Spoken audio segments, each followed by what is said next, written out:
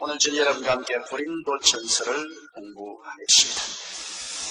고린도 전서 1장 1절을 다 같이 읽겠습니다. 하나님의 뜻을 따라 그리스도 예수의 사도로 부르심을 입은 바울과 및 형제 소스데네는, 이 고린도 전서는 바울 선생께서 제3차 선교 여행 중 에베소에 있을 때 고린도에 여러 가지 문제가 있다는 말을 듣고 고린도에 편지를 쓴 것입니다. 고린도라는 것은 바울 선생이 2차 선교 여행 동안에 그리스 반도 남쪽 아라야 지역의 수도인 고린도에서 1년 동안 머물면서 전도해서 세운 하나님의 귀한 교회입니다. 그러므로 바울 선생께서는 친히 세운 이 고린도 교회의 여러 가지 문제를 해결하기 위해서 에베소에서 3차 전도할 때 이 편지를 기록했습니다. 그는 편지의 서두에 그가 그냥 평범한 사람이 아니라 하나님의 교회에 대한 권세와 위엄을 가지고 이 편지를 쓴다는 것을 확실히 보여주었습니다. 하나님의 뜻을 따라 그리스도 예수의 사도로 부르심을 입은 바울과 및 형제 소스데네라고 말하셨습니다. 이것은 하나님의 뜻을 따라 그리스도 예수의 사도로 부르십니다. 사도가 되는 것이 자기가 자원해서 되는 것이 아니라는 것입니다. 하나님이 정해 주셔서 사도가 되었다. 여러분, 우리 예수 믿는 분도 그렇지 않습니까? 하나님께서 만세전에 그리스도 예수 안에서 여러분을 예정해 주셨기 때문에 때가 오면 여러분이 하나님의 성령의 역사를 통해서 마음을 열고 예수를 믿게 된 거라는 거예요. 만세전에 하늘과 땅이 생기기 전에, 만물이 있기 전에, 영원 전에 하나님 속에서 이미 여러분을 보시고 아시고 여러분을 우리 주 예수 그리스도 안에서 예정하사 하나님의 자녀가 되게 하셨습니다. 그렇기 때문에 여러분의 구원의 뿌리라는 것이 하루 이틀에 된 것이 아닙니다. 영원전에 하나님의 뜻 속에서 여러분이 그리스도 안에서 선택을 받도록 되어 있는 것입니다. 그러므로 우리의 신앙의 뿌리가 굉장히 깊습니다. 우리가 믿은 것이 아니라 내용적으로 보면 하나님께서 여러분을 그리스도 예수 안에서 구원받도록 이미 예정하신 것입니다. 만세전에 예정한 뜻이 오늘날 성령으로 인해서 성령의 감동으로 여러분을 예수를 믿으니까 외면적으로 볼 때는 여러분이 믿는 것 같죠. 여러분이 믿은 것 같죠. 내면적으로 볼 때는 하나님이 내면적으로 여러분을 이끌어 주시고 감동해 주셨기 때문에 믿는 것입니다. 우리 현실에 나타난 현상으로 해석하면 안 됩니다. 배후에 하나님의 역사가 있는 것으로 우리는 알아야 하는 것입니다. 그러면 바울 선생이 사도로 부르심을 받은 것도 사람들 보기에는 저기가 사도가 하니까 사도인가 보다. 그렇죠. 하나님께서 그 영원하신 뜻을 따라서 하나님이 선택하고 예정하사 사도로 부르심을 하셨습니다. 교회를 하나님 세우시되 첫째는 사도요, 둘째는 선지자요, 셋째는 복음 전환자요, 넷째는 교사요, 다섯째는 목사로 이렇게 하나님의 교회를 세워놓고 그 교회를 섬기는 하나님의 일꾼들을 하나님이 정하신 것입니다. 우리 마음대로 정하지 못해요. 아무나 사도가 되나요?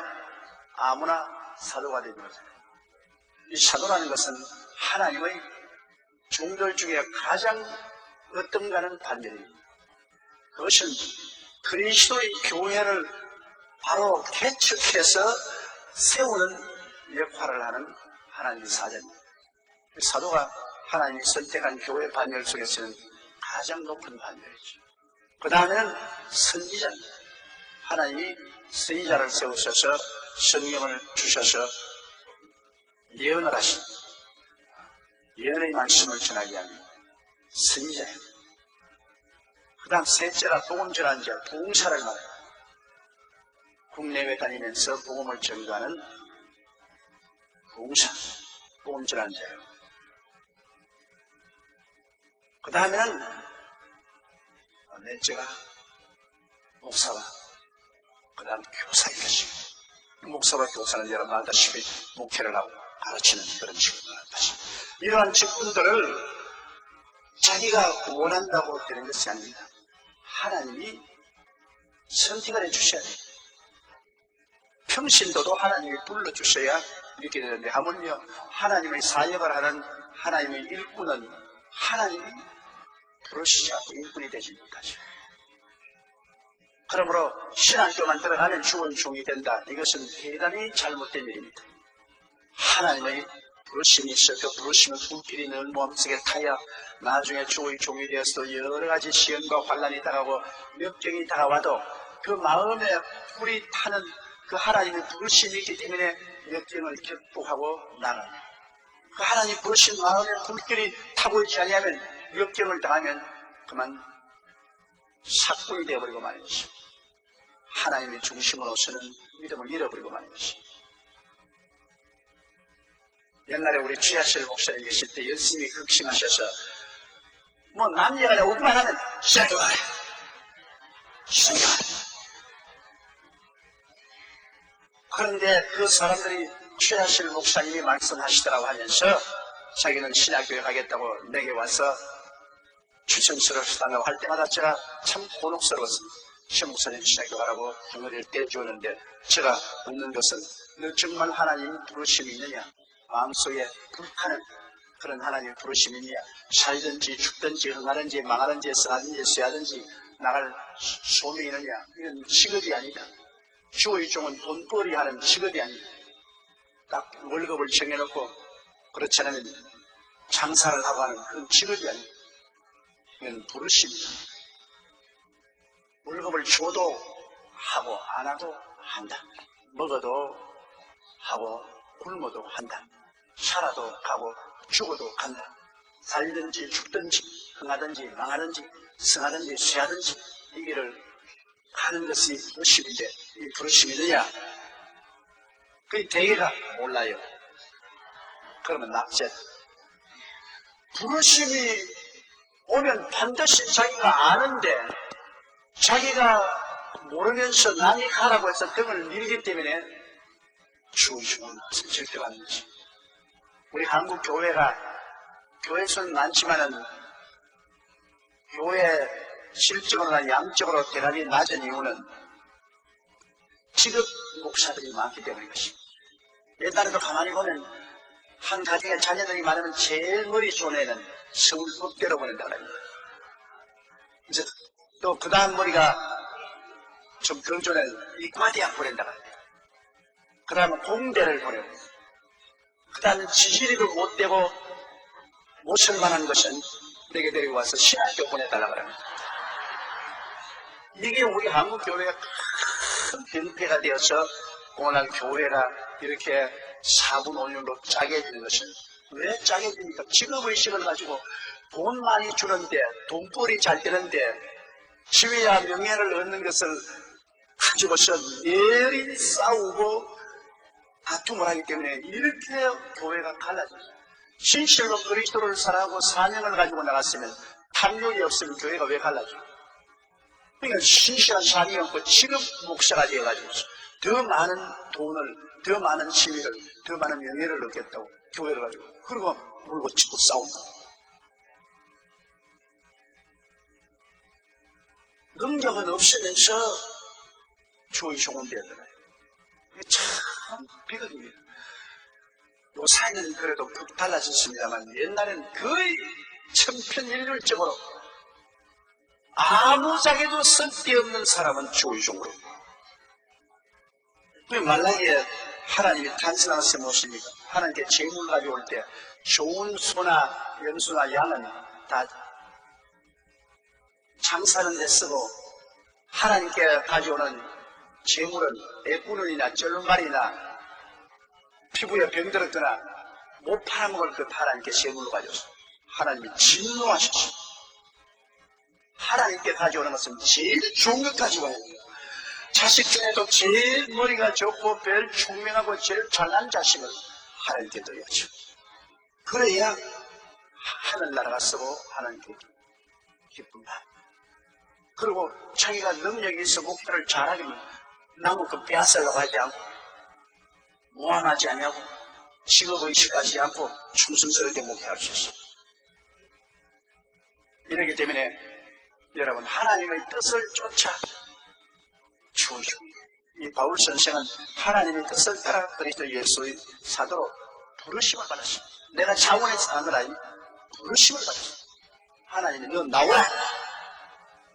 예, 부른 것입니다. 부르시도 안 돼. 나요 나 좀 보세요. 나요 나 동지스달 못 본 듯이 날 좀 보소. 나요 나. 그건 틀렸어요. 부르시도 안 돼. 자원에서 나온 사람은 내내 하나님 교회에 상처를 입히고 암이 되는 것입니다. 내가 신학교 교수로 있을 때 학생들이 늘 한 말이 있습니다. 하나님이 안 불렀으면 지금이라도 그만둬라. 차라리 꿈닦기를 하든지 막노동을 하는 것이 낫다. 하나님이 안 불렀으면 지금이라도 그만둬라. 도피 형식으로 죽으면 되지 마라. 네, 그렇게 강조합니다. 그러므로 하나님의 뜻이 있어야 되고 하나님 편에서 나오라고 차출을 해야 주의 되는 것입니다. 그렇게 해서 바울 선생은 고린도에 편지할 때 내가 보통 사람이 아니야. 하나님의 뜻이 있고 하나님이 불러서 사도가 됩니다. 그러므로 내 사도된 권세는 하나님, 내 편지에는 하나님의 권세가 따르면 하나님의 권세가 주의 종에게는 하나님 권세밖에 없어요. 저도 여러분이 간단에 서서 44년 목회했지만 무슨 권세가 있습니까? 아무런 인간적인 권세 없어요. 하나님이 주를 주의 종으로 불렀었다는 그 권세밖에 없습니다. 하나님이 저를 불렀으니까 제가 설교하는 것이나 기도하는 것이나 목회하는 것에 하나님의 손길이 함께 따른다. 그것밖에 아무 권세가 없습니다. 그러므로 교회라는 것은 순수하게 하나님의 권세로 목회하는 것이지 인간으로서 잘못하는 세금을 매긴다든지 안 그러면 검찰에 불려간다든지 국가 권력으로 제재를 받는 이런 권리 힘은 교회는 전혀 없습니다. 교회는 성도들이 나오고 싶으면 나오고 안 나오고 싶으면 안 나오는 것뿐이에요. 강제로 나오게 할 수도 없고 강제로 안 나오게 할 수도 없어요. 교회는 자원해서 모인 것이고 그 자원한 분들이 그 교회 제도와 조직 속에 주의 종을 하나님의 부르심을 받고 세우심을 받다는 권위를 인정해 주기 때문에 주의 종의 말도 듣고 순종도 하고 협조시 나가는 것이죠. 여기는 전혀 눈에 보이는 권세가 없습니다. 눈에 안 보이는 하나님의 권세를 인정할 사람입니다. 하나님이 조용기 목사하고 같이 있다고 여러분이 인정하기 때문에 저희 말을 듣기도 하고 저희 제도 같기도 하고 본론도 듣기도 하지. 하나님 조목사하고 같이 있지 않다고 생각하면 여러분이 교회에 나올 리도 없고 내 말을 들을 택도 없고 내 문의를 받을 이유도 없는 것입니다. 그러므로 이 기독교회라는 것은 눈에 안 보이는 하나님의 권세와 위엄의 바탕 위에 서서 이루어진 것이 기독교회입니다. 하나님의 권세와 위엄을 우리가 두려워하지 않으면 이 단체는 아무런 힘도 없는 그러한 단체입니다. 그렇기 때문에 여러분 교회가 설립된 것은 반드시 그 교회에 하나님의 권세와 위엄이 버티고 있기 때문에 교회가 되는 것입니다.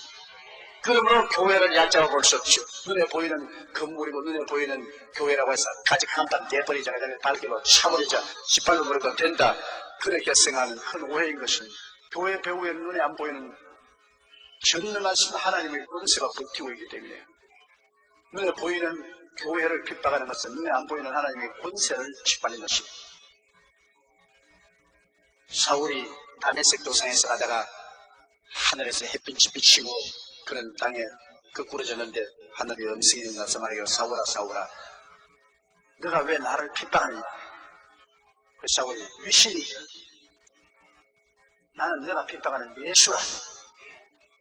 바울 선생은 내내 예수님은 성도를 핍박하고 예수님은 교회 회pe했지 예수님은 직접 못 봤는데 나중에 주님이 나타나서 말씀은 네가 핍박하는 예수, 네가 핍박하는 성도나 교회를 핍박하는 것은 바로 나를 핍박하는 것이다. 그렇기 때문에 여러분 한 사람 한 사람은 모두 다 그리스도의 포도나무에 붙은 가지입니다. 가지를 꺾으면 포도나무가 아픈 겁니다, 여러분. 여러분의 손대면 예수님이 아픈 겁니다. 예수님과 성도, 예수님과 교회는 운명일체입니다. 예수님은 머리요, 우리는 몸이요. 예수님은 포도나무요, 우리는 가지요. 예수님은 신랑이요, 우리는 신부요. 이렇게 밀접하게 연결되어 있는데 여러분, 교회와 그리스도를 분리해서 생각할 수 있나요? 그러므로 교회는 아버지 하나님과 예수 그리스도가 뒤에 버티고 있는 위엄과 권세가 있는 것이 교회인 것입니다. 아무 힘이 없는 것 같지만은 전능의 힘이 교회에 있습니다. 아무 권세가 없는 것 같지만은 우주와 만물을 다스리는 권세가 교회 가운데 있는 것입니다. 그러므로 역사를 통해서 보게 될 때 교회하고 대결한 어느 국가도 안 망한 국가가 없습니다. 그렇게 살기 등등한 독재국가라도 교회와 대결해서 종국적으로 역사적으로 안 망한 국가가 없습니다. 그들이 핍박한 교회는 지금도 풀어충전하지만 그들 나라들은 못돼간 데 없어요. 나폴레옹이나 히틀러나 소련이나 일본이나 옛날 그 정권들이 어디 갔습니까? 교회를 핍박하던 그 정권들은 다 무너져도 교회는 그대로 살아있습니다. 그러므로 교회는 하나님의 권세와 위엄이 뒷받침하고 있기 때문에 절대로 교회를 무시해서는 안 돼요. 교회 상실을 느껴서는 안 돼요. 교회를 우습게 보는 것은 정말 위험한 발상입니다. 교회는 하나님의 깃발이요, 하나님의 위엄과 권세가 강하는 증인이 되는 것입니다. 그래서 바울 선생은 자기와 함께 소스데네와 더불어 편지를 쓰기를, 이 소스데네라는 사람은 바로 유대인의 회당장이었는데 고린도에서 바울의 설교를 듣고 회개하고 예수를 믿고 바울과 함께 주 일꾼이 된 사람입니다. 2절 보십시다. 고린도에 있는 하나님의 교회 곧 그리스도 예수 안에서 거룩하여 지고 성도라 부르심을 입은 자들과 또 각처에서 우리의 주 곧 저희와 우리의 주 대신 예수 그리스도의 이름을 부르는 모든 자들에게, 자, 이런 바울 선생께서 그가 편지하는 대상이 누구냐 하면 고린도에 있는 하나님의 교회. 교회는 사람의 교회가 아니잖아요, 이것이. 하나님의 교회야. 교회는 헬라어로 에클레시아라고 말해요. 에클레시아라는 말은 뭐냐면 세상에서 부름을 받아 나와서 모인 단체라 그 말이것입니다. 세상에는 뭡니까? 하나님이 없는 곳이 세상입니다. 아담과 하와가 타락해서 에덴에서 나가서 만든 것이 세상입니다. 그럼 하나님이 없어요. 마귀와 함께 만든 것이 세상이요. 그러면 세상에는 하나님 아버지와 예수님의 모습은 일체 인정하지 않습니다. 그러면 오늘날 우리 세상에 나가보세요. 정치, 경제, 교육, 문화, 군사, 사는 모든 면에 예수님이나 아버지의 말을 하는가? 안 합니다.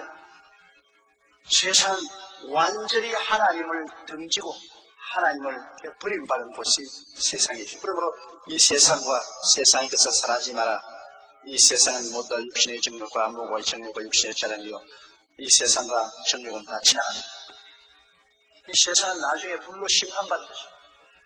완전히 흔적도 없이 불타는 것입니다. 그런데 교회는 뭐냐? 이 세상, 하나님이 없는 세상에서 부름을 받았어. 하나님의 부르심을 받아서 세상에서 나와서 예수 그리스도 안에 들어온 사람들이 교회인 것입니다. 그리스도 안에서 하나의 공동체를 형성하는 것이 교회입니다. 교회는 예수 안에 들어와야 교회가 되죠. 아무리 세상에서 나와도 예수님 안에 안 들어온 것은 소용이 없습니다. 세상의 불신의 세상에서 나와서 마귀에게서 건져냄을 받아서 예수님 안에 들어온 공동체입니다. 너희 두세 사람이 내 이름으로 모인 것은 내가 너희 가운데라. 두세 사람 모이는 공동체입니다. 여의도 순복음교회는 하나의 공동체입니다. 예수 그리스도 안에서 모인 공동체죠. 그러므로 우리는 하나님께서 우리를 흥하모의 권세에서 건져내서 그 사람의 아들 나라로 옮겨 우리 하늘나라 사람의 예수님의 나라에 들어온 예수님의 백성이요 예수님 나라의 시민권을 가진 것이 여러분인 것입니다. 안 믿는 사람들은 세상 나라에 속했고 세상 나라의 시민권을 가지고 마귀의 종입니다. 마귀의 종입니다. 그러나 우리는 그 나라에서 옮겨와서 예수 그리스도의 나라에 들어왔고 그리스도의 시민권을 가지고 있고 그리스도의 다스림을 받는 백성이 여러분인 것입니다. 그러므로 바로 교회는 하늘나라인 것입니다. 하늘나라는 마음에 있는 하늘나라. 내가 그러니까 내 속에 하늘나라가 되기 때문에 나는 이미 천국이야. 마음에 있는 하늘나라. 그 다음 교회에 있는 하늘나라. 공동체 하늘나라. 그 다음에 안 보이는 우주적 하늘나라. 여러분 우리 순복음교회 하늘나라는 아니라 한국에 있는 교회, 영국에 있는 교회, 미국에 있는 교회, 오스트라리아에 있는 교회 온 우주적인 하늘나라. 교회가 적당한 눈에 안 보이는 그런 공동체지 하늘나라. 그 다음에 영원한 천국, 우리가 기다리는 새하늘과 새 땅과 새 예루살렘 하늘나라. 이렇게 나눠진 것입니다. 그러므로 이미 하늘나라는 여기 있다 저기 있다도 못하는 이 하늘나라는 너희 안에 있나니라고 하신 것처럼 이미 하늘나라는 예수 그리스도 계신 곳이 하늘나라가 임하에 계신 것입니다. 하늘나라의 임금이 예수고 여론이 그 백성 아닙니까?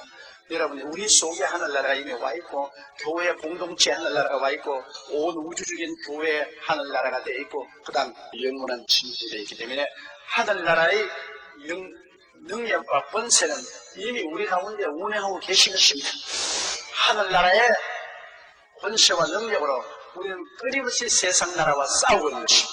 우리의 신앙이라는 것은 spiritual warfare, 영적인 전쟁입니다. 우리 속에 있는 하늘나라와 우리 교회 공동체 하늘나라, 세계적인 하늘나라와 합쳐서 이 세상 나라, 마귀와 끊임없이 우리는 싸우고 있는 것입니다. 싸워요. 우리가 그래서 세상 나라 마귀의 진을 물리치고 그곳에 있는 하늘나라 백성들을 구원해 들어오고 세상 나라를 우리가 자꾸 손으로 밀어 제끼고 그런데 세상 나라는 마귀와 더불어서 어찌할 이 하늘나라 백성들을 올무에 잡고 넘어지게 하고 타락하게 만들고 교회를 위축시키고 하려고 노력하고 있습니다. 그러므로 여러분 눈에 안 보이는 무시무시한 전쟁을 하고 있습니다. 눈에 보이는 전쟁만 전쟁이 아닙니다. 우리 눈에 보이지 않는 마귀와 세상 나라 되어서 우리는 예수 그리스도 우리 대장을 중심으로 한 하늘나라가 영적인 싸움을 하고 있는 것입니다. 영적인 싸움에서 우리가 이기기 위해서는 우리가 열심히 하나님 말씀을 배워서 말씀으로 무장하고 성령의 능력으로 무장하고 그리고 뜨거운 마음으로 기도하고 하나님을 섬겨야 될 것입니다. 말씀과 성령으로 무장하고 뜨겁게 기도하며 우리가 가는 곳마다 그 나라와 그 일을 구하는 이런 역사를 통해서 하늘나라를 확장해야 되는 것입니다. 여러분 개인적으로도 끊임없이 마귀와 세상은 여러분을 타락시키려고 이렇습니다. 이제 성경 그만 읽어라. 그 다음에는 성령 충만하지 마라. 교회 가지 마라. 하나님 나라에 11조나 연물을 들여 하나님 나라를 받들지 마라. 세상에서 적당히 살아라. 끊임없이 세상과 마귀는 와서 여러분을 무너뜨리려고 합니다. 여러분 속에 있는 하늘나라를 무너뜨리려고 해요. 그리고 교회도 끊임없이 세상 마귀와 세상 나라가 교회를 음으로 양으로 회파하려고 교회 와서 분열을 시키고 교인끼리 싸우게 만들고 또 그렇지 않으면 정치 권력으로 교회를 때리고 사회의 스콤을 통해서 교회를 때리고 어찌한지 교회를 짓밟으려고 무수해를 씁니다. 이러므로 영적인 전쟁이라는 것이 얼마나 힘든지 모릅니다. 저는 44년 목회를 했지만 하루도 마음 편한 날이 왜? 끝없이 영적인 싸움을 해야 되기 때문에 끝없이 긴장을 하고 끝없이 눈에 안 보이는 마귀의 세력과 싸워요. 안 싸우면 안 돼요. 안 싸우면 지니까. 그러므로 교회가 크면 클수록 싸움은 더 크게 걸리는 거죠. 성도가 많으니까 그 많은 성도들을 끊임없이 보호하고 지켜내려고 하니까 끊임없이 싸워야 돼. 마귀는 와서 제 입에 말문을 막으려고 합니다. 말씀을 전하지 못하게 하려고. 하나님의 계시도 못 받고 하나님의 은혜를 못 받아서 교인들에게 살찐 꼴을 먹이고 맛있는 꼴을 못 먹이게 하려고 합니다. 그럼 교인이 영양실조가 걸리죠. 여러분, 설교하는 것은 그냥 식당에 데려다가 먹이는 거 아닙니다. 설교하는 것은 젖을 먹이는 겁니다. 도의 젖을. 주의 종이 하나님 말씀을 읽고 기도하고 묵상하고 하나님의 은혜를 강구해서 그 다음에 자기가 먹은 젖을 성도들에게 먹이는 것입니다. 그냥 갖다가 그냥 아무거나 소풀 먹이듯이 먹어라. 그렇게 되는 거 아닙니다. 그렇기 때문에 도의 젖을 풍성히 나지 못하게 하려고 마귀는 여러 가지 주의 종에게 스트레스를 걸고 시험에 걸리게 하고 고통을 가져오고 그 싸움이 보통 싸움입니다. 24시간 내내 마귀와 싸워요. 내내 싸워요. 이러기 때문에 하나님의 교회가 이 땅에 섰다는 것, 하늘나라가 섰다는 것 자체가 기적입니다. 아담 하와이로 철저히 마귀가 자기가 임금이 되고 세상 나라는 자기가 지배했다고 생각하고 철저히 자기가 세상 나라 임금이라고 생각했는데 여기에 예수님이 십자가에서 침투에 들어온 것입니다. 십자가에 올라와서 예수님이 몸을 찢고 피를 흘리심으로 말미암아 마귀의 나라에 쳐들어온 거예요. 쳐들어왔어요. 그래서 예수를 믿으면 보혈로 시선받고 마귀의 나라에서 해방되어 하나님의 백성이 되고 하나님의 백성에게 마귀가 죽을 지경이죠. 아니 우리 예수님 오기 전에는 전부 다 내 나라 내 백성이었는데 예수님이 와서 보혈로 세상 죄를 다 씻었기 때문에 이제 눈을 떠서 믿기만 하면 전부 빼앗긴. 오늘 또 대한민국에서 수천 명 빼앗겼다. 오늘 또 저 아프리카에서 수만 명 빼앗겼다. 마귀들은 지금 공중에서 앉아가 발버둥을 치는 겁니다.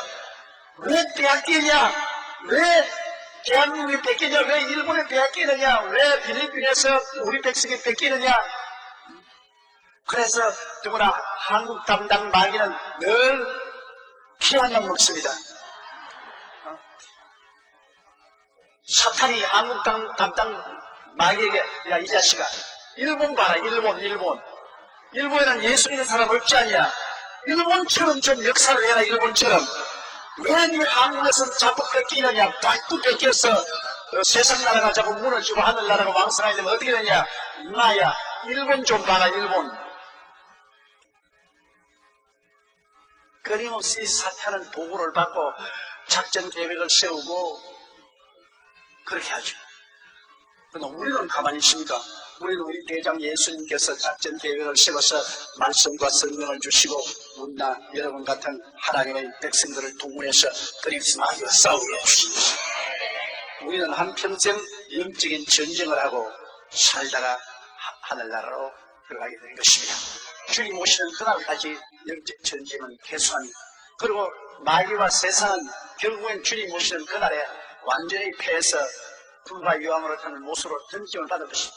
이미 승리는 결정되어 있습니다. 이미 승리는 결정해놓고 지금 싸우는 것입니다. 승리는 결정해놓고 마귀는 얼마나 더 많은 상처를 입을까만 정하지 이미 마귀는 십자가에서 패한 것입니다. 그러므로 고린도에는 하나님의 교회입니다. 사람들의 교회가 아닙니다. 여의도 순복음교회는 사람의 단체가 아닙니다. 하나님의 교회입니다. 하나님이 그리스도의 피로서 합주고 산 것이기 때문에 교회를 상실시키는 것은 하나님을 상실시키는 것입니다. 교회를 상실시키는 것은 예수님의 심장에 칼을 꼽는 겁니다. 여러분, 교회 상처를 입혀서는 안 돼요. 예수님의 심장에 칼을 꼽습니다. 자기를 구원해 주신 예수님의 심장에 칼을 꼽고 어떻게 자기가 평안하게 복을 받을 수 있겠습니까? 교회는 하나님과 우리 주 예수 그리스도의 교회인 것입니다. 고린도에는 하나님의 교회가 그리스도 예수 안에서 거룩하여졌다. 거룩하여졌다는 것은 여러분 새 속에서 씻음을 받았다 그 말인 것입니다. 그리스도 예수 안에서 예수 밖에서는 거룩해질 수 없어요. 우리가 어떻게 거룩해지냐? 예수 그리스도의 보혈과 성령으로 거룩해지는 것입니다. 보혈의 역사가 보혈이 우리 죄를 씻으면 성령이 끊임없이 우리에게 자꾸 변화의 역사를 해요. 하나의 혼인잔치에서 물을 변하여 포도주가 되게 하는 것처럼 성령이 자꾸 우리 속에 변하여, 그래서 우리는 정말 땅보다 두꺼운 죄인입니다. 그리고 땅보다 두껍도록 타락한 심정을 가지고 있는데, 우리가 보혈로 씻음받고 성령으로 거듭나자 성령이 계속해서 우리를 변화시킵니다. 변화시켜서 우리가 하여금 자꾸만 영광에서 영광으로 나아가게 합니다. 옛날에 죄를 10번 짓던 것, 이제는 세월이 지나면 9번 짓게 되고 8번 짓게 되고 5번 짓게 되고, 자꾸 죄악을 줄여가면서 우리를 변화시키고 변화시켜서 그리스도의 형상을 닮게 하기 때문에 그리스도 안에서 주님이 우리를 거룩해 하실 것입니다. 예수님의 보혈과 성령으로 우리 거룩해지죠. 성령의 역사 없이는 거룩해지지 않습니다. 오늘 많은 교회가 성령님을 인정하지 않고 환영하지 않고 모시들지 않고 성령을 의지하지 않기 때문에 거룩하게 하는 역사가 중지한 사람들이 많습니다. 교회가 너무나 세수가되어서 세상인지 교회인지 분별할 수 없게 된 때가 많아요. 그러면 성령의 역사를 받아들이지 않기 때문에 거룩해지지 않죠. 보혈로 죄는 지고 그 다음에 인격적인 변화는 성령으로 오는 것입니다. 성령으로 우리가 거룩해집니다. 그러므로 성경은 고린도인 하나님의 교회를 그리고 예수 안에서 거룩하여 주고 성도라 부르심을 입은 자들, 여러분을 성도라 합니다. 성도는 세인이죠. 다시 말하면 거룩함을 입은 사람들. 아직 우리 교인들 가운데는 거룩하지 못한 사람 많은데요.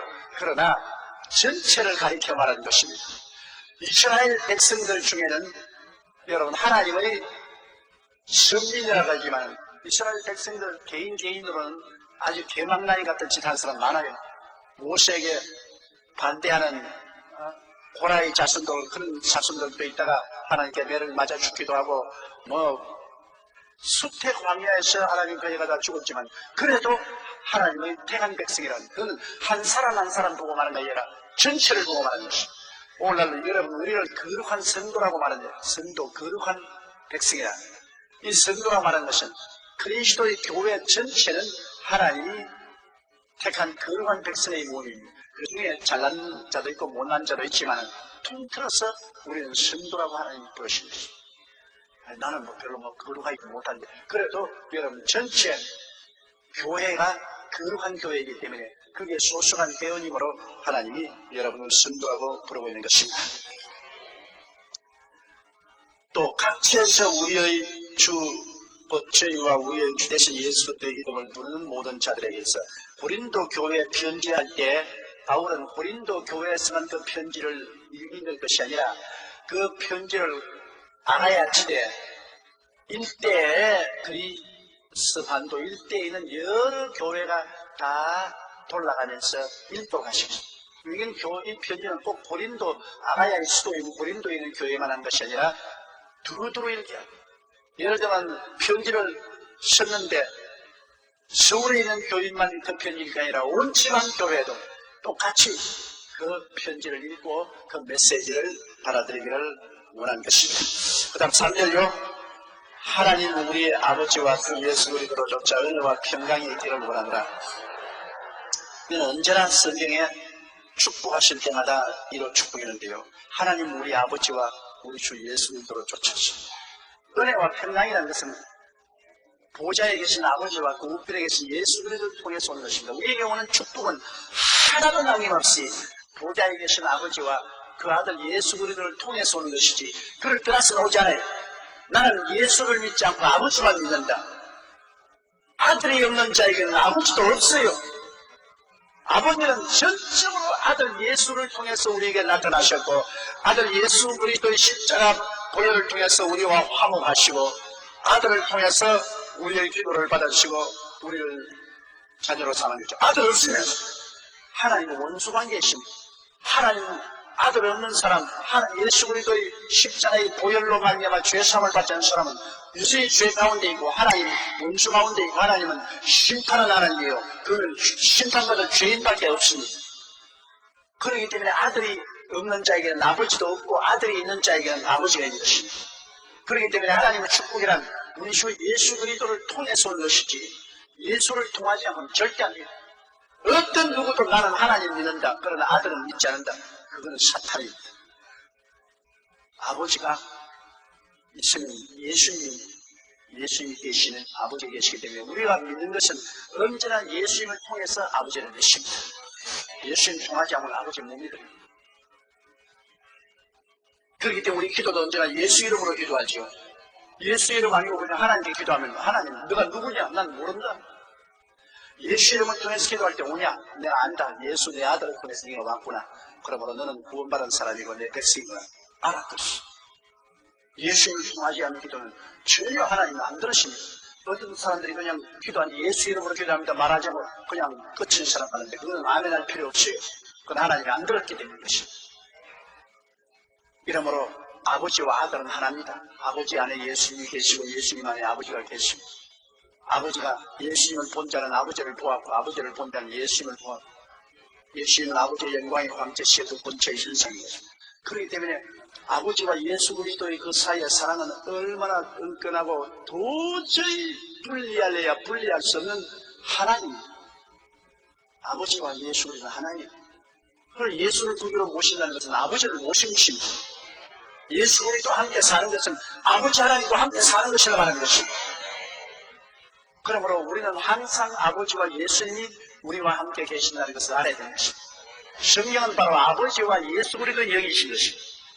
성령은 아버지와 예수 그리스도의 영이기 때문에 성령이 오시는 것은 아버지가 오셨고 그를 통해서 예수님이 오셨다는 것을 말하는 것입니다.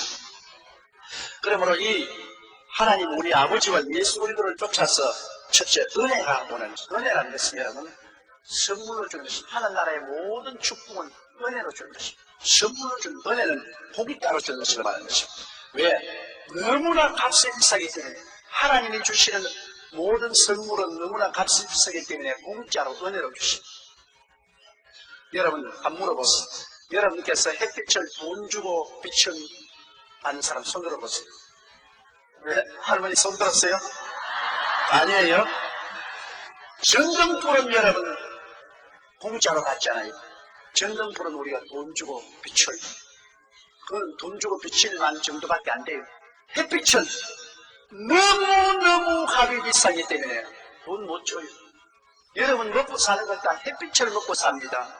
햇빛이 비추어서 모든 곡식의 잎사귀에 탄소 동화작용이 되어서 쌀도 되고 과일도 되고 무슨 감자도 되고 옥수수도 되고 이게 전부 다 햇빛이 변해서 이런 것이 된 것입니다. 그러므로 실제로 여러분이 오늘 아침 밥을 잡수시고 나왔는데 그 밥이 뭐냐? 햇빛을 잡수고 오신 것입니다. 빛을 먹고 왔어요. 여러분이 이제 또 채소를 넣으시면 그것도 햇빛이 채소를 만들었습니다. 이러므로 실제로 우리가 햇빛을 먹고 살아요. 이 햇빛이 얼마나 값이 비싼지 햇빛 없이는 못 살아요. 그렇기 때문에 햇빛은 우리가 돈 지불하지 않죠. 공짜로 받죠. 하나님이 고지서 냅니까? 하나님께 햇빛 고지서 받아본 사람 있어요? 없지 않아요. 공기도 그래요. 4분만 안 쉬면 죽어요. 여러분 숨 답답한 건 얼마나 괴로운지 알아요? 제가 폐병으로 죽어갈 때 아무리 숨을 쉬어도 숨이 시원하지가 않습니다.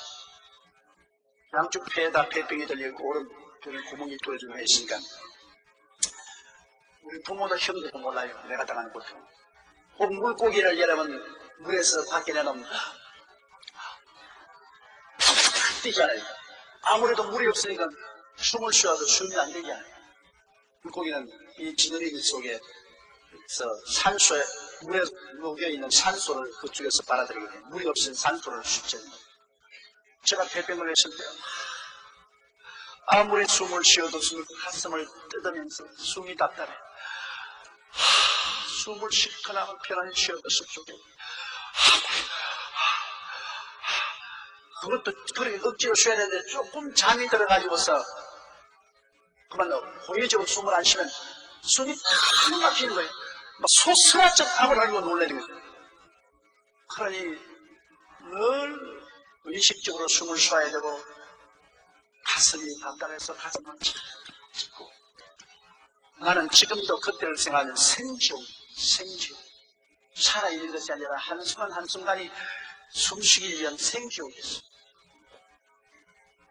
그런데 오늘날 제가 숨을 편안히 쉬고 이렇게 설교도 마음대로 하고 있다는 것은 이건 도저히 기적이 아니고는 있을 수가 없어요. 우리 주님께서 해를 새롭게 만들어주지 않고는 제가 절대로 이렇게 할 수 없어요. 숨을 편안히 쉰다는 것 얼마나 고마운, 여러분 숨을 편안히 쉬는 사람은 그 보통인 줄 아는데 얼마나 숨을 편안히 쉬는 것이 감사인지 몰라요. 그런데 이 숨을 쉬는 이 공기는 너무나 값이 비쌉니다. 하나님께로부터 여러분 올해 한 달 동안 숨을 너희가 얼마나 쉬었으니까 돈 내라고 고지서 받아본 적 있어요? 고지서 안 나올 테니까 걱정하지 마세요. 너무 비싸니까 고지서 안 내요. 여러분 돈 주고 숨 쉬라면 못 살아요. 그러니까 비싼 것은 햇빛도 공기도 물도 그리고 부모님의 사랑, 부모님의 사랑도 여러분 사랑 받느라고 부모가 고지서 내는 거 아세요? 맨날 사랑해주는 것이 사랑 대신 값을 치고야. 아주 고약한 자식들 많죠. 부모가 길러준 그 은공을 잊어버리고 부모를 박대하는 사람 많죠. 그건 고약한 놈이지. 그러나 그럼에도 불구하고 부모님께서 내 사랑해준 값 내놓으라고 고지서 내놓으라고 하는 부모는 없어요. 그 부모의 사랑은 돈으로 대안할 수 없기 때문에 그냥 공짜로 받는 거예요. 내가 부모에게 받았으니 나도 그 사람 자식에게 주는 거예요. 공짜로 주는 거예요. 그런데 하나님의 은혜는 여러분 하나님 아버지와 예수님의 은혜는 우리가 값으로 계산 못해요. 그 은혜 어디서 나옵니까? 예수 그리스도의 십자가를 통해서 나오는 것입니다. 하나님 아들 예수 그리스도의 생명을 값으로 계산할 수 있어요. 예수님은 창조주인데 아버지가 직접 천지를 지은 건 아닙니다. 아버지는 아들을 통해서 지은 것입니다. 요한복음 1장 2절 보시죠. 태초에 말씀이 계십니다. 이 말씀이 하나님과 함께 계시니 이 말씀이 곧 하나님이시라. 만물을 그로 말미암아 지은 바 되었으니 지은 것이 그가 없이 하나도 된 것이 없다고 말씀하십니다. 그러므로 하나님은 예수님을 통해서 만물을 지었기 때문에 예수님은 창조주요. 우주와 만물을 지은 창조주가 몸을 짓고 피를 내신 그 값을 여러분 계산 한번 해보세요. 아무리 컴퓨터가 좋다 해도 하나님의 아들 예수 그리스도 우리 창조주가 흔히 쓰인 그 피의 값을 한번 계산해 내봐 주세요. 상 줄게 여러분. 머리가 좋은 사람은 계산해 보세요. 예수의 피값이 얼마나 되는지. 계산 못해요. 우주보다 더 비싸요. 우주를 다 주고도 계산. 그 그리스도의 보혈을 통해서 우리가 모든 구원과 성령의 은혜를 받았으니 이거는 가서 계산이 그러기 때문에 그냥 선물로 받는 겁니다. 믿습니다로 받아야 그냥 믿습니다로. 뭐 내가 좋은 행위를 해서 선하게 살아서 내가 보행을 해서 그 대가로 받겠다. 이게 말도 안 되는 소리입니다. 말도 안 되는 소리. 그냥 값없이 공짜로 받는 것입니다. 그런데 이와 같이 해서 여러 가지 하나님의 은혜를 받으면 여러분 은혜가 우리에게 미치는 굉장한 영향력이 있습니다. 하나님의 은혜를 받으면 우리에게 변화가 와요. 어떤 변화가 오냐? 부드러워진다. 전에 텔레비 광고에 보면 커피가 부드럽다고 말하면서 부드러운 여자가 좋다고 그렇게 말하는 광고가 있었는데 여러분 성령이 은혜를 받으면 부드러워져요. 내가 여러분이 여러 번 말했지만은 다시 여러분이 말하고 싶은 것은 옛날에 내가 어릴 때 부산에서 부흥에 참석했다가 좋은 겨울날 그라운드에서 저녁에 이 통금이 돼가지고서 집에 돌아가지는 못하고 일등이 둘러앉고서 아침이 되도록 천막 밑에서 기다리는데 거기는 그 사람들이 와서 간증을 합니다. 그 남자 한 사람이 간증하는 건 내가 두고두고 있지 뭐 아주 그 남자 무식한 남자요. 내가 보니까 막 머리도 막 닦았는데 이발을 했다가 이상하게 이발을 해가지고서 내가 전놈입니다 그렇게 할 정도로 이발을 옷도 아무렇게나 헛소리하게 입었더니 얼굴이 확 너무 기뻐하니까 내가 보기에 와 저 무식한 촌놈이 아무것도 몰라가지고 기뻐한대. 뭘 알고 기뻐하냐는 말 너무 징글벙글하는 거예요. 뭐 완전히 무식한 촌놈이. 그러면서 여러분 나 은혜 굉장히 받았습니다. 굉장히 은혜 받았습니다. 그런데 내가 무슨 은혜를 받으니까 막 손이 부들부들하는 게요. 막 손이 부들부들해요. 막 발도 부들부들하고요. 막 얼굴도 막 부들부들하는 게요. 내가 아예 가슴을 추가해 뼈를 잡아시 있어. 세상에 저런 무식한 놈들이 있기 때문에 하늘나라가 멸시를 당하는 무심한 은혜를 받았는데 손이 부들부들하고 발이 부들부들하고 얼굴이 부들부들하다. 그러면 마사지냐 은혜가. 그래서 나 앉아가 저런 사람 때문에 내가 예수 믿을 생각이 없다 그런 생각이 나더라고요. 저런 무식한 사람이. 그런데 세월이 많이 흘러서 제가 신학을 졸업하고 주의 되고 그리고 성도들 앞에서 말씀을 전하기 위해서 기도할 때 어떤 날은 특별히 하나님 은혜가 충만하니까 부드러워요. 손이 뼈가 너건너건해요. 그리고 얼굴을 만지면 얼굴이 그러고 아니라 마음이 부들부들해요. 마음이 부드러워서 누가 이런 쥐어받아도 아무렇지도 않아요. 마음이 부드러워요. 그리고 사람들을 불쌍히 여기게 되고 용서하게 되고 사랑하게 돼요. 마음이 아주 부드러워져요. 그날은 강단에 쓰면 은혜가 쏟아져요. 하나님 역사다요. 그런데 어떤 때는 마음에 시험이 들고 기도도 안 나오고 그러게 돼요. 그때는 설교하기 전에 우리 최하신 목사님하고 싸워요. 안 그러려고 근데 마귀가 꼭 설교하기 전에 무슨 교회 일 때문에 둘이가 왕창 싸운. 그러고 난 다음 막 시험이 들어서 씩씩하면서 가는데 아니서 손이 뻣뻣해요. 손이 이런 뻣뻣해요. 그냥 이 뼈도 노글노글하지 않고 어떤 뻣뻣하고 얼굴은 쇠가지 같아요. 쇠가지 같아요. 마음도 아주 굳어요.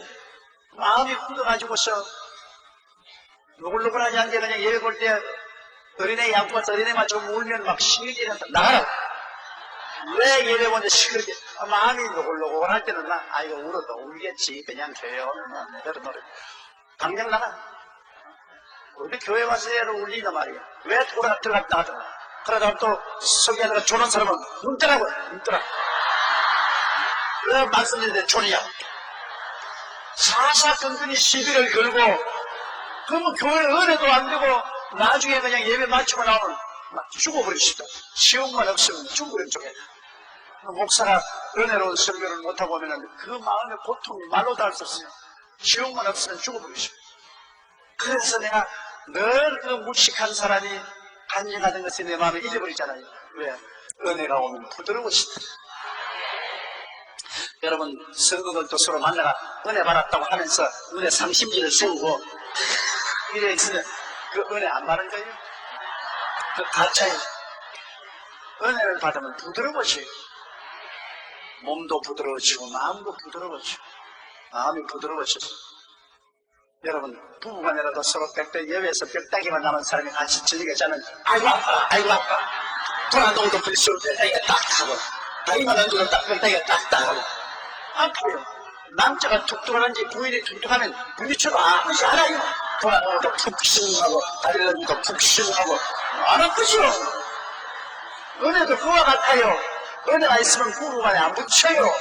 남편이 은혜를 받지 부인이 은혜를 받으면 양쪽에서 아주 시험이 들도록 해도 푹신하니까 안 아프지 않아요.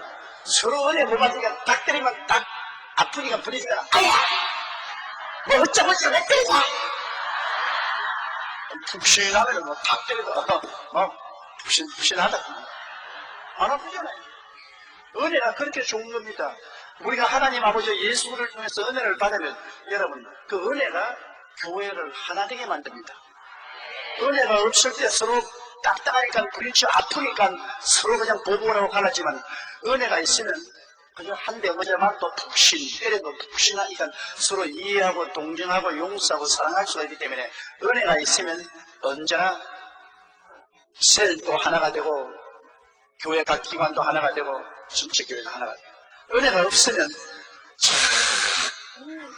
따집니다. 시 마음이 괴롭고 답답하니까 그러니까 자꾸 조건을 잡고 인연 걸고 약점을 추구하고 자꾸 잡아요. 은혜가 있으면 푹신푹신하니까 그걸 안고 그냥 살자. 그냥 끌어안고 그냥 가자. 그냥. 은혜 속에서 세월이 흘러가면 다 잘 될 테니까. 그러나 은혜가 없는 사람은 마음이 딱딱해요. 자꾸 남의 결점을 잡고 남의 흠을 잡고 남을 핥히고. 그래서 제가 교회도 가만히 목회를 해보면 은혜로운 사람은 교회 절대로 골치를 앓지 않대요. 은혜로운 사람은 여러분 그 은혜로운 장로님이나 집사님이나 권사님이나 성도들이나 은혜로운 사람은요 절대로 목사를 괴롭히는 적이 없어요. 목사 내가 잘못해도 기도를 해주지 괴롭히지 않아요. 기도를 해주고 오래 참고 괴롭히지 않아요. 그러나 은혜가 없는 장로나 교회 지휘들이나 성도들은 사사건건이 조건을 잡고 달라듭니다. 사사건건이 내가 설교를 한 것처럼 조건을 더 잡아요.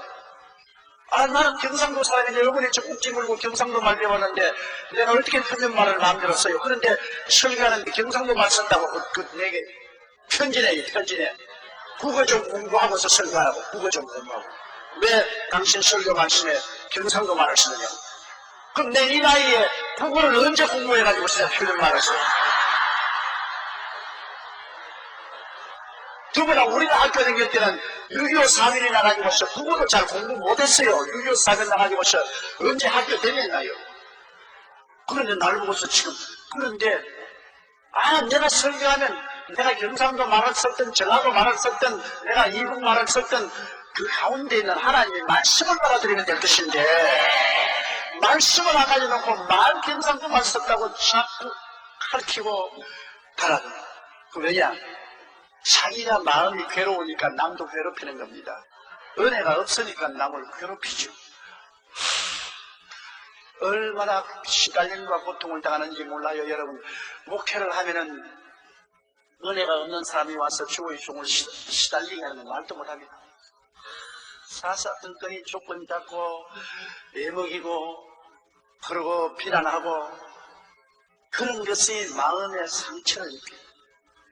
그래서 내가 솔직한 말로 우리 애들 우리 최하실 목사님은 너희 주의 종이더라. 주의 종이 되면 내가 상급 주고만 할 때 나는 늘 하나님 할 수 안 쓰는 주의 종 한 사람도 부르지 말아 주시옵소서. 내 대로서 충분합니다. 내 대로서 주의 종이 충분합니다. 내 다음 때는 집사가 되든 장로가 되든 그렇게 돼서 교회를 받들지 주의 종으로는 부르지 말아 주시옵소서. 그렇게 제가 마음속에 하나님께 기도를 했다고. 다행히 하나님이 기도를 들으셔서 한 사람도 주의 종이 안 됐어요. 왜? 주의 종이 되면은 여러분 그 스스로의 처신도 어렵거니와 주의 종이 잘못하면 수많은 사람을 함께 죽입니다. 주의 종이 사람을 살리는 의사가 될 수도 있고 잘못하면 사람 때려잡는 인간 벽정이 될 수가 있는 것입니다. 그게 하나님이 강제로 부르지 않으면 자꾸 주의 종 되려고 하는 말씀. 직장도 아니고 직업도 아닙니다. 이건 부르심이 것입니다. 부르시면은 그게 뭐 집이나 명예나 돈이나 이런 건 아무런 약속이 없습니다. 그냥 부르신 자는 목숨 바쳐가는 거예요. 군대에 갈 때 여러분 무슨 군대가 직장입니까? 군대가 무슨 돈벌이 약속이 있습니까? 아닙니다. 나라가 부르기 때문에 목숨을 바쳐놓고 나가는 겁니다. 전쟁이 나면 죽어요. 목숨 바쳐놓고 나가야지. 그러므로 여러분 우리는 하나님의 은혜를 받고 신앙생활 해야 돼요. 내 마음이 여러분 부들부들 안 하거든. 그때는 아무것도 하지 마시고 회개하고 은혜를 받으려고 하십니다. 여러분 아침에 일어나서 손을 이렇게 보더니 뻣뻣하더라. 아이고 은혜 들어왔다고 생각하시오. 얼굴 만져보고 난 다음 화장해서 부들부들한 것이 아니라 그냥 만져보고 아유 뭐 얼굴도 보다고 마음도 뻣뻣하거든. 아유 은혜 그런 것이 그거 정말 죽은 시체도 알아요. 죽은 시체도 은혜 받은 시체인지 은혜 안 받은 시체인지 알아요.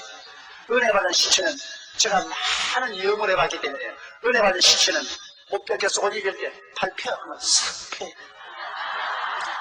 다리에 옷 입어야 돼. 자 무릎 올려 하면 싹 올려줘요. 예수 믿고 은혜 받고 죽은 시체가 얼마나 부드러운지 말도 못해요. 그런데 교회 왔다 갔다 하고 문 바른 줄 알았는데 옷을 입혀보려고 하면 팔 벌려 눈 감아 눈은 내자고 보고 있는 눈 감아 해놓고 또 팔은 그러면 내가 그냥 여기다가 발로 잡고 꺾어야 돼요. 꺾으면 이 뼈가 끼는 소리가 뚝뚝 나요. 그래 강제로 옷을 입히고 지금 다리를 무릎도 올려야 하면 안 올려요 절대. 그것도 발로 꺾어야 돼요. 몸이 얼마나 뻣뻣한지 말도 못해요. 그러면 파역 들어나서 아이고 우리 아버지 천당 갔지요. 우리 어머니 천당 가셨지요. 가겠지요. 같은 말을 알 수가 없는데요. 왜? 천국 갈 때 예수님이 나타난 사람은 너무나 은혜를 받아가지고서 천당 갈 때는 예수님 찾아오잖아요. 너무 은혜를 받아가지고서 온몸이 노골노골해요. 그런데 천당 갈 때 예수님이 안 오고 사탄이 온 사람은 안 가려고 눈을 진짜 그래가지고 이 진짜 온몸이 경직돼가지고서 완전히 뻣뻣해요. 그거는 염을 많이 안 해본 사람 몰라요. 우리는 그 당시에는 사람이 죽어도 병원 영안실에 모시는 돈이 없어요. 돈이 없으니까 전부 집에서 장례를 치렀어요. 그러면 초상 나면 제가 그 집에서 초상 끝날 때까지 천남도 끝날 때 먹고 입고 자고 그 집에 있어요. 그러면서 그 다음에는 염을 다 해. 남자는 내가 염을 하고 여자는 시아신 목사님이 염을 했는데 그 염을 대만이 알아요. 아, 이 사람은 천당 갔구나. 예수님 모시고 갔구나. 이건 사탄에게 끌려갔구나. 아니, 은혜 받으면 죽은 신체도 부드러워집니다. 옆에 있는 분들에게 은혜 받고 부드러워집시다. 그렇게 했어요.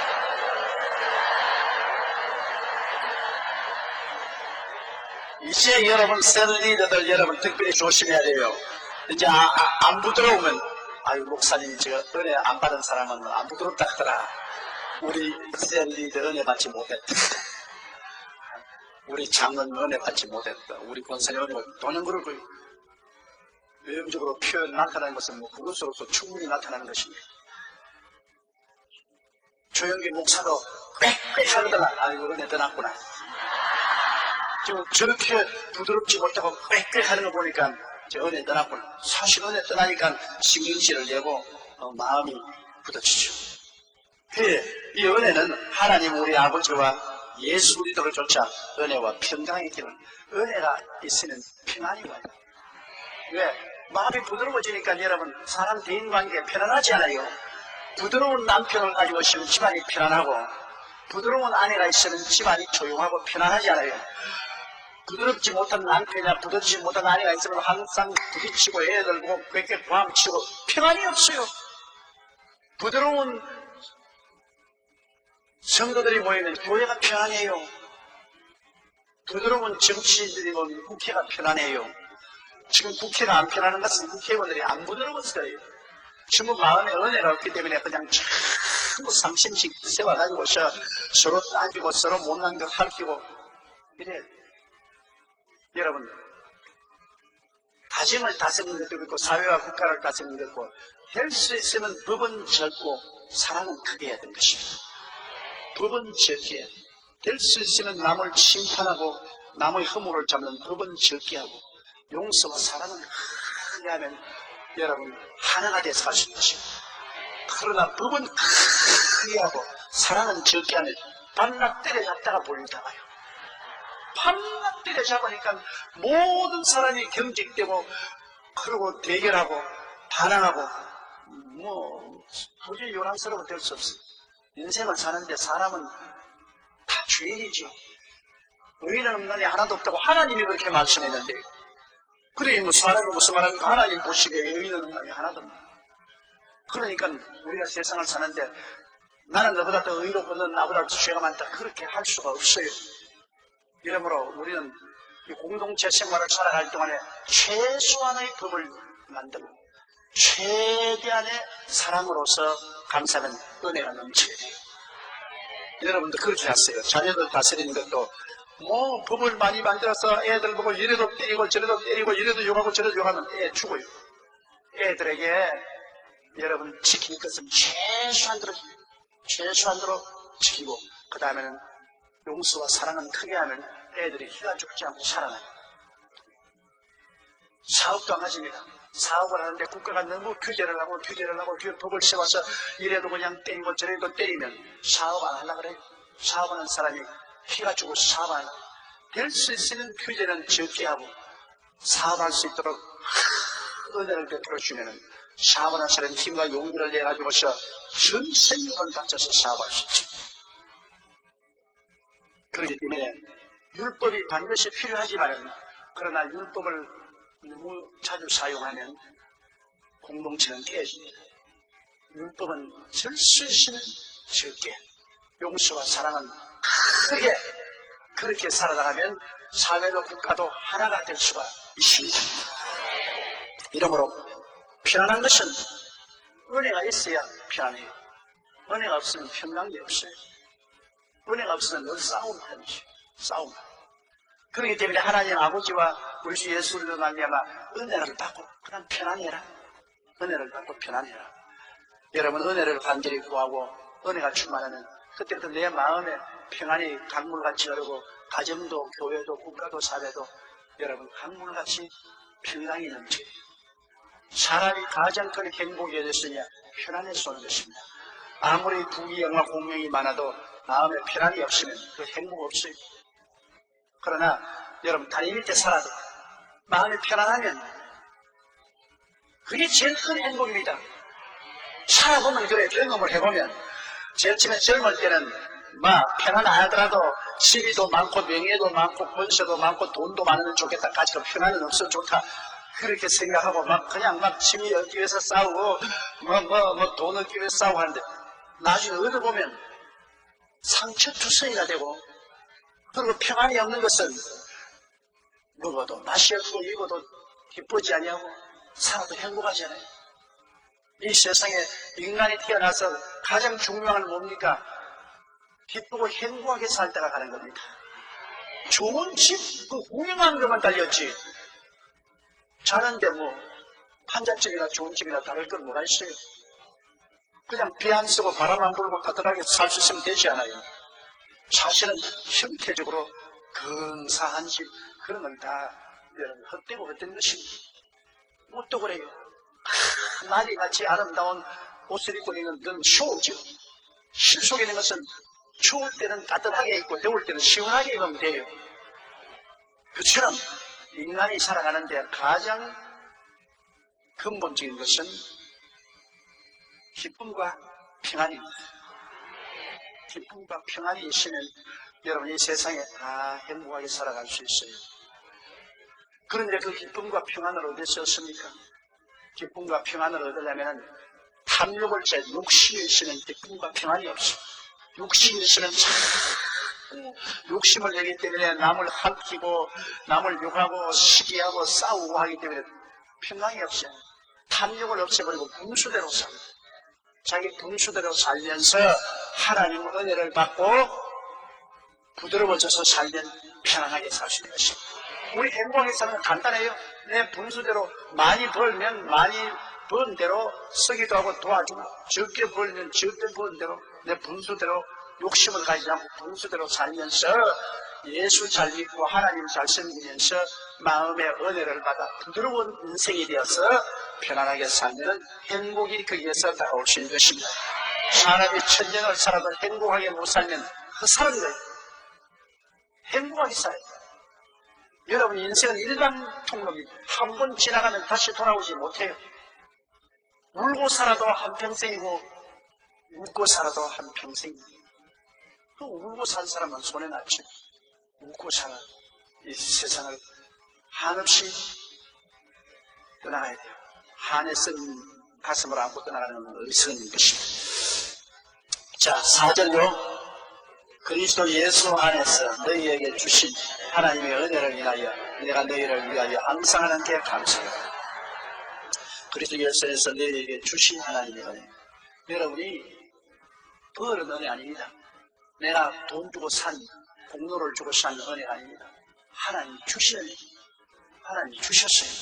각 사람에게 그 분량대로 하나님이 예수 그리스도의 은혜를 주신 것입니다. 여러분 예수님을 다 같이 믿어도 믿는 도수가 달라요. 내가 큰 환난 가운데서 예수를 믿은 사람은 예수님을 깊이 믿을 수 있어요. 내가 아주 편안한 가운데 예수 믿은 사람은 그냥 예수를 믿어도 예수님을 깊이 믿지 않아요. 그러므로 그리스도를 믿는 것도 우리의 마음에 여러분 요구에 따라서 달라요. 옛날 일전시대에 예수 믿는 사람은 너무 환난과 고통 가운데 그 깊이 예수를 믿었죠. 6.25 사전 때 정치 없이 피난 다니면서 주님만 부르짖고 의지할 때 깊이 믿어요. 그리고 또 여러분의 생애 속에 큰 시험과 환난을 당하여 고통 가운데 빠져서 전부의 의지 없어 손을 곱이다 눈물을 흘리며 그리스도를 의지한 사람은 그리스도를 믿고 그리스도를 사랑하고 은혜 받는 것이 깊고요. 그러나 생활이 편안하고 염려 근심 없이 이렇게 사는 사람은 예수 그리스도를 믿어도 그 높이와 깊이가 차이가 있어요.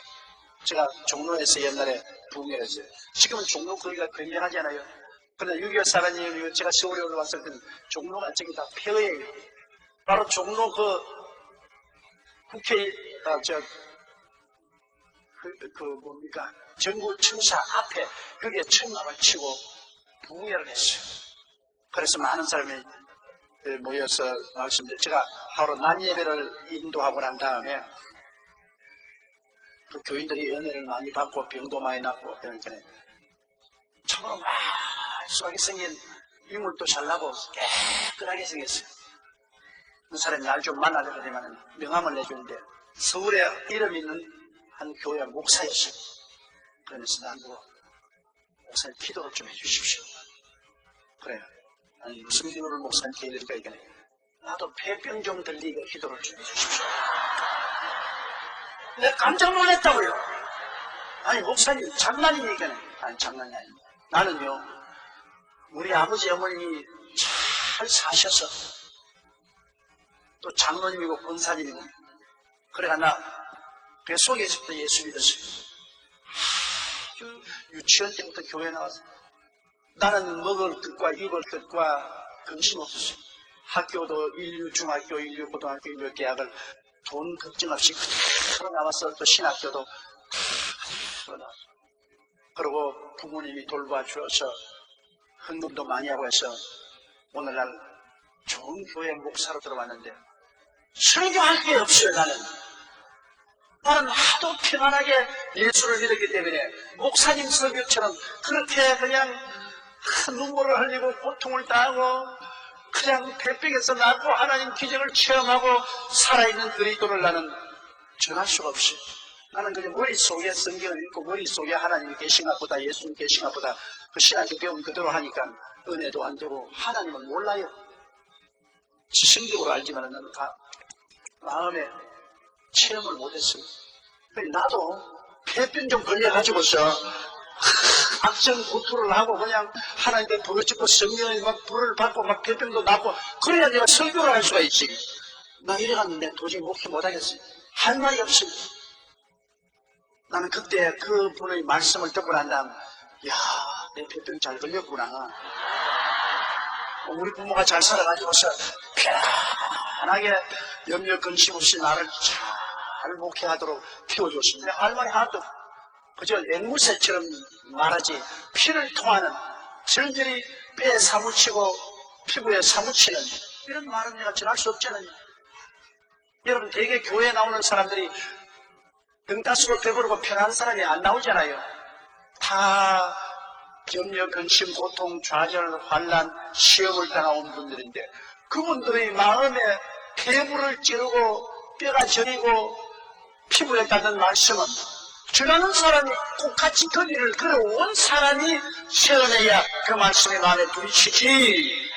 그런 거 전혀 당해보지 않은 사람이 그냥 앵무새처럼 성경 말씀을 전하면 아무런 감동도 안 오죠. 아무런 마음에 여러분 설교를 할 때 앉아 맞았어. 저 말 맞았어. 저 말은 내 말이야. 진짜야. 그렇게 되어야 설교 들을 때 여러분 가만히 듣지 않습니다. 그러면서 여러분 속으로 끊임없이 반응을 하고 있어요. 가만히 있으면 진짜야. 맞았어.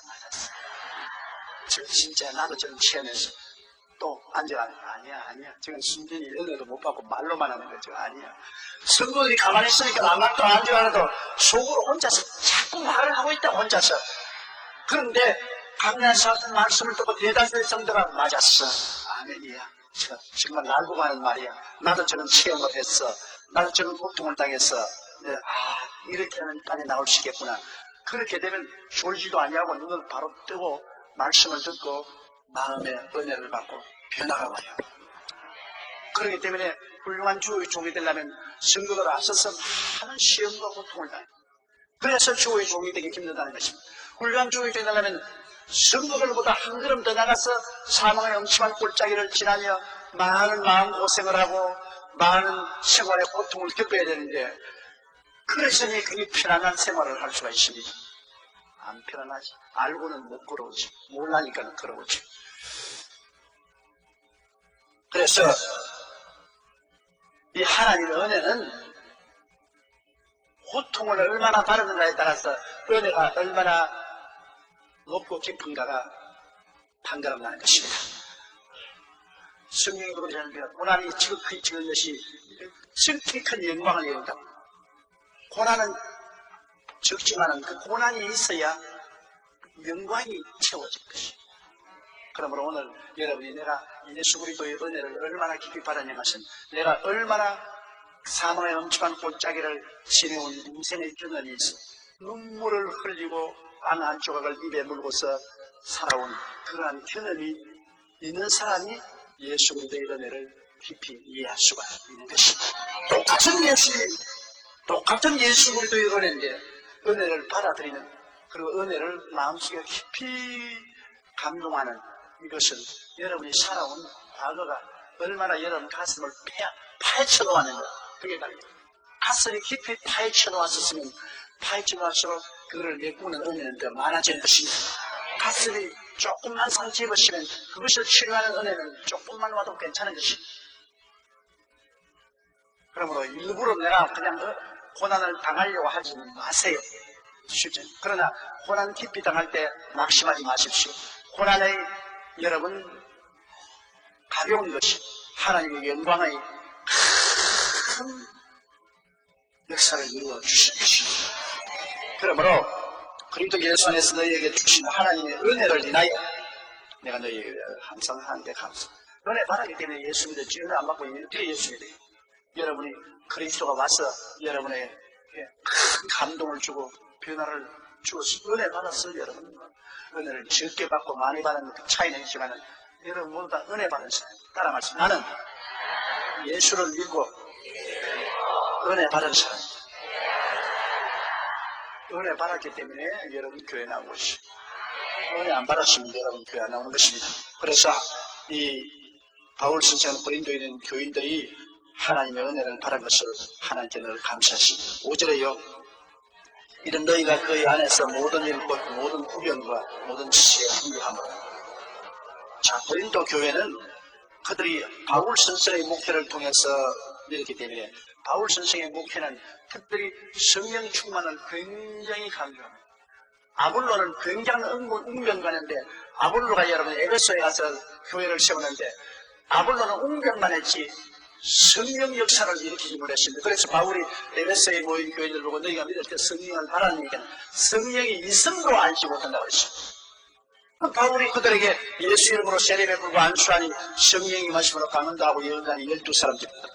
그 아볼로의 목회는 굉장히 웅변적인 선교를 했기 때문에 사람들이 귀를 달게 만들었어요. 듣고 훌륭한 설교. 그러나 바울은 몸을 체험하게 만들었어요. 바울은 성령을 강조했기 때문에 바울의 목회하는 곳마다 사람들은 성령 세례를 받고 성령의 불을 받았어요. 그러니까 아주 말을 잘해가지고서 신학적으로 문학적으로 학문적으로 귀를 달콤하게 하고 그 사람 말 잘한다, 과연 말 잘한다, 그렇게 하는 목회가 있는가 하면 바울처럼 말은 잘 못해도, 바울은 말은 별 잘 못했어요. 말은 잘 못해도 그냥 뜨겁게 하나님의 은혜를 체험해야 되는 것입니다. 성령을 받고 성령의 불세례를 받고 그냥 바울이 떠나가도 두고두고 성령의 불세례로서 자기 신앙을 자가 발전시킬 수 있는 그러한 은혜가 바울에 있었어요. 그래서 바울은 고린도에서 그가 교회를 세우고 고린도 교인들에게 모두 다 하나님의 은혜를 체험하고 성령 충만했습니다. 그렇기 때문에 고린도에 있는 사람은 그 안에서 모든 일, 곧 후변과 모든 지식에, 이 후변이라는 것은 여러분 예수 믿고 말 잘한다는 건 아닙니다. 후변이라는 것은 방언, 입에서 말하는 후변, 방언 통역, 예언, 이런 입으로 발성으로 나오는 은사가 풍족해. 고린도 교인들은 성령 받고 나면 방언과 방언 통역과 예언이 풍성해집니다. 구별의 언어가 풍성해집니다. 발성의 은사, 입으로 나오는 은혜가 구별해요. 오늘날 여러분 우리 교회도 성령 충만 받고 여러분 방언 통역 예언 같은 이런 은혜가 풍족해야 됩니다. 이런 것이 예수 그리스도가 정말 살아있구나 하는 것을 우리 뼛속에 체험하게 해요. 그리고 또 모든 지식, 이 지식이라는 것은 여러분 고린도 교인들이 갑자기 대학이나 대학원에 들어가서 지식을 얻는 게 아닙니다. 여기 지식이라는 것은 계시의 지식, 지혜의 연사, 지식의 연사, 연분별의 연사를 말하는 것입니다. 지혜의 연사는 하나님께서 지혜를 주셔가지고서 문제 해답을 척척 내놓는 것입니다. 우리 하나님 특별한 성령으로 지혜를 주셔가지고서 지혜의 문제를 해결하는 것입니다. 오늘날 세계 경쟁은 지혜의 경쟁입니다, 여러분. 정규영 씨가 현대건설을 세운 것은 지식으로 세운 건 아닙니다. 지식은 학교 가서 배우는 것입니다. 그거는 국민학교밖에 못 나왔지만 지혜가 있어요. 지혜가 있어서 지혜로서 문제를 척척 해결해요. 그 지식이 필요하면 돈 주고 지식인 사람 사면 돼요. 인생의 경쟁에 지혜가 제일 중요합니다. 지혜 있는 개인이나 민족은 머리가 되고 꼬리가 안 되며 우둔한 민족은 머리가 되고 꼬리가 되고 머리가 못 올라갑니다. 내가 항상 우리 대한민국에 소망이 있다는 것은 여러분 지혜는 누가 줍니까? 하나님이 주신 것입니다. 너희가 지혜가 부족하거든 부짓지 아니고 후히 주신 하나님께 구하라고 하십니다. 하나님 아버지께서 지혜를 주십니다. 그렇기 때문에 여러분 우라파 사람이나 미국 사람 저 백인들이 우리보다 앞선 이유가 어디 있습니까? 지식이 많아서 앞선 건 아닙니다. 문명은 아시아에서 왔어요. 중국이 문화의 꽃을 피웠습니다. 중국의 황화유역에서 문화의 꽃을 피웠습니다. 인도의 인다스 간디스 강 유역에서, 메소포타미아의 킬리스 유프라테스 강 유역, 에집트의 나일 강 유역에서 문화가 일어났습니다. 인간이 인간답게 사는 그런 문화가 일어났습니다. 그런데 현재 우리가 말하는 저 브라파, 미국은 말할 필요 없고 다 미개한 나라였어요. 미개한 나라였어요. 그런데 그리스도의 복음이 어디를 통했느냐? 팔레스타인에서 복음이 브라파로 가고 영국으로 가고 미국으로 건너갔는데 그리스도의 복음이 들어간 나라마다 중생하고 성령이 오마시니까 성령으로 말미암아 지혜를 얻게 된 것입니다. 하나님 말씀을 읽고 기도하는 하나님 지혜. 모든 새로운 발명과 발견은 이 백인들 중심으로 일어났습니다. 그래서 그들이 산업에도 우리보다 앞서고 모든 사회 제도에도 우리보다 앞서고 문명국가가 되고 옛날에 문화의 꽃을 피운 곳은 후진국가가 되고 그건 왜냐? 예수를 믿고 성령이 임하시는 지혜가 있습니다. 오늘날 우리 한국에 1200만 예수 믿는 사람들이 있기 때문에 그 사람들이 정치도 하고 경제도 움직이고 기업도 하고 이렇게 하니 이분들이 말씀을 듣고 기도하면 하나님이 지혜를 주심으로 문제를 속히 잘 해결해 나가고 그로 말미암아 남보다 앞선 머리가 되고 꼬리가 안 될 수가 있는 것입니다. 이렇기 때문에 여러분 지혜가 제일인데 지혜는 말씀과 성령을 통해서 우리에게 주시는 것입니다. 말씀을 읽고 기도하는 성령이 우리에게 탁월한 지혜를 주십니다. 이게 얼마나 좋은지 모릅니다. 그렇기 때문에 앞으로의 이 세계 문명은 지식 기반의 문명이라 하는데 그 지식은 누가 얻게 하느냐? 지혜를 얻게 하는 것입니다. 지혜. 앞으로 뭐 IT 산업이든지 뭐 전자산업이든지 이런 것이 앞으로 세계의 경제를 이끌어갑니다. 그런 그 지식 기반 산업을 일으킬 수 있는 힘은 지혜에서 오는 것입니다. 그 지혜는 예수 믿어야 얻을 수가 있어요. 태어날 때부터 지혜를 가져온 사람이 있지만은 그러나 여러분 평균적으로 전부 다 탁월한 지혜는 예수 믿어서 성령이 우리에게 지혜를 주신 것입니다. 그렇기 때문에 고린도 교인들은 이 지혜가 많고 또 지식은 뭐냐? 지식은 여러분 일반적으로 공부에서는 지식이 아니고 성령이 우리에게 깨닫게 해주는 것이 지식입니다. 성령이 우리에게 하나님의 진리를 깨닫게 해주시고 또 여러 가지 환경에 일어나는 일들을 깨달아 알게 해주는 것이 지식인데 성령의 역사에서 많이 알게 해주시고 모르는 것을 알게 해주시고 그리고 영분별 같은 것을 영의 분별은 이 마귀인지 성령인지 분별해. 마귀의 역사인지 성령의 역사인지 분별하지 못하고 아무나 따라가면 안 돼요. 독약인지 영양분인지 모르고 막 주워 먹으면 큰일 나지 않아요. 그렇기 때문에 영분별의 연사가 꼭 필요해요. 오늘날 많은 우리 예수 믿는 사람들이 소위 자기가 하나님의 특별한 종이라고 나와서 부르짖는 사람에게 걸려 들어가서 신세 남친 사람이 많지 않아요. 영분별하지 못해서 영을 분별하지 못해서. 나는 우리 교인 중에도 소위 말하는 저희는 심판 엘리야인데 자기를 통해야 지름줄을 만날 수 있다고 해서 강원도 처소에 기독교를 세워놓고 엘리야 기둥으로 오라고 해요. 우리 교인들도 많이 갔어요. 우리 교회 그래도 잘 믿으려고 하는 셀 리더들 권사들이 그 엘리야에 따라가고 그때도 나이까지 찾아와서 회개하라 그러고 엘리야에게 들어오라고 나보고라고. 우리 교회 여전도 사이도 어디 간 사람이 있어요. 지금 본 적도 없어요. 거기 갔던 사람들 다 폐가면 망신해서 재산만 다 빼앗기고 지금 거지가 돼가지고서 돌아왔어요. 그러니까 하나 둘 다 교회로 돌아왔어요. 내가 그렇게 가지 말라 했는데 그 분별을 못했어. 그러니까 우리가 언제나 말씀 위에 딱 서가 튼튼한 믿음으로 써야지. 그래서 영분별하는 은혜를 성령께서 주셔야 돼요. 성령께서 영분별하는 사람 주는 대관이 알아요. 저거는 아니다. 저거는 하나님의 음성이 아니다. 이건 하나님의 음성이 아니다. 마음에 깨달음을 주시는 것이죠. 그때 고린도 교회는 이런 구별의 은사와 지식의 풍족함으로 6절요. 그리스도의 증거가 너희 중에 견고하게 주님 살아계신 증거가 아주 견고해요. 계속 체험해야 돼. 체험하면 예수 살아계신 지 뚜렷하게 되지. 그냥 자꾸 들은 이야기 아니라 체험이 물론 말씀의 기본 위에 서서 체험해야죠. 말씀의 기본 위에 서서는 우리가 신앙을 체험해서 내가 방언도 하고 또 하나님 주시면 통역도 하고 예언도 하고 또 지혜의 말씀도 체험하고 지식의 말씀도 체험하고 영분별의 은사도 체험하고 하면 주님이 살아계시면서 내 현실에 확실하게 되잖아요. 그 옛날 이야기가 아니고 남에게 들은 것도 아니고 내가 직접 체험했는데 무슨 말을 합니까? 나는 직접 예수님을 얘기같이 체험하고 그에 대한 더 이상 할 말이 없죠. 고린도 교인들은 이와 같이 확실히 그리스도를 체험한 삶을 살고 있습니다. 자, 너무 오래 하면 안 되겠고 거기까지만 하십시다. 우리도 오늘 여러분 꼭 기억하실 것은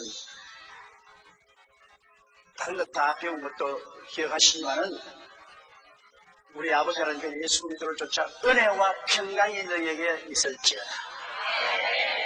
은혜 받아서 부드러운 남자, 부드러운 여자, 부드러운 아버지, 부드러운 어머니, 부드러운 성도가 되시기를 주 이름으로 축원하고 그 부드러움을 통해서 넘쳐나오는 평안을 가지고 여러분 신앙생활 하시기를 바랍니다.